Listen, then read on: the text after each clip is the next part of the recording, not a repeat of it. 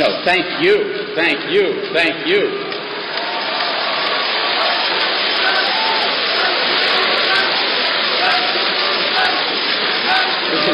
Mrs. Rajavi, honored guests, and supporters of liberty and conscience here, who are therefore supporters of MEK.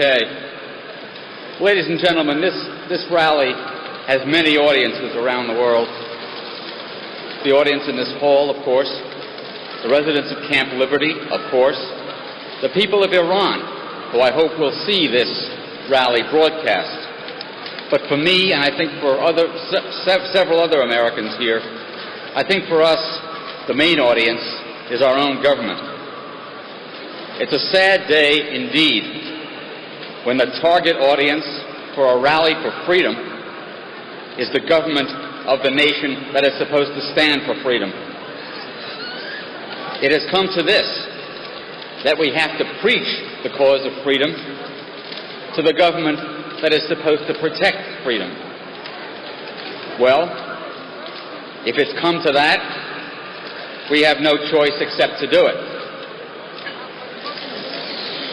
Our government, and in particular our military, made a solemn promise when we invaded Iraq in 2003 that if the residents of Ashraf gave up their weapons, their only means of self-defense, they would be treated as protected persons under the Geneva Convention.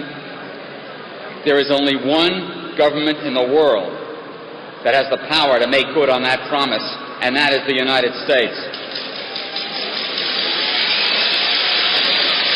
And how have we done keeping that promise?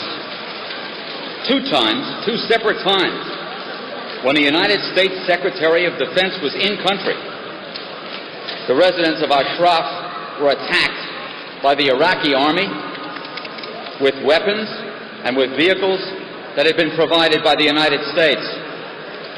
And what did we do about it? We did nothing. We kept MEK on a list of foreign terrorist organizations that it should never have been on in the first place. The State Department, under pressure from a lawsuit brought by MEK, got Ashraf residents to move to a camp with a misleading name, Camp Liberty.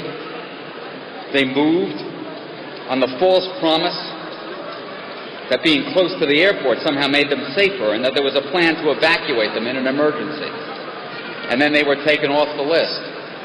By the way, who said that? Who said that they would be safer closer to the airport and that there was a plan? Well, folks, it's time to name names. That was said by a two-faced, paper-pushing bureaucrat in the State Department named Dan Freed. And what did we do? We did nothing. And in 2012, when residents of Ashraf remained behind with everybody's permission to safeguard that camp, they were attacked in what was clearly a military force, and they were shot execution style with their hands tied behind their backs, such that a total of some 52 Ashraf residents have been murdered. And what did we do? Nothing. Some of us went to see a high government official, a cabinet official, the Secretary of Homeland Security, Jay Johnson. He promised to try to, as he put it, do the right thing. And what has been done? Well, that official, Jay Johnson, sent representatives to Camp Liberty to interview the residents so they could be considered for transfer to the United States. But there was a condition. In order to be considered for transfer, you have to renounce your connection to MEK. More than 20,000 Iranians were martyred in Iran because of their membership in MEK. But you must renounce what they gave their lives rather than give up.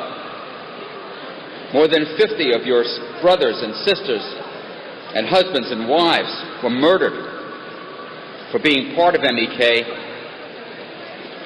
but you have been denied food and medical care because of your connection to MEK, but you have to renounce that. It seems like Mr. Johnson and his colleagues at DHS and the State Department and in the White House want to be able to say to the world, we kept our promise.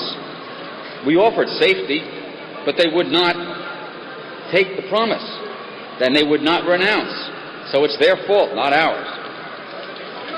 Ladies and gentlemen, you have to go back to the 17th century, to William Shakespeare, to find words in the English language that are adequate to describe that kind of treachery. Shakespeare described that behavior as keeping a promise to the ear, but breaking it to the heart. Well, I'm here to tell you that they're not going to get away with it. We will call them out for it, and we will continue to resist this behavior, and we will bend every effort. And this is specifically to the residents of Camp Liberty. We will bend every effort to protect your safety as we promised to do, because in doing so, we will restore our honor, which we have to do. Thank you very much.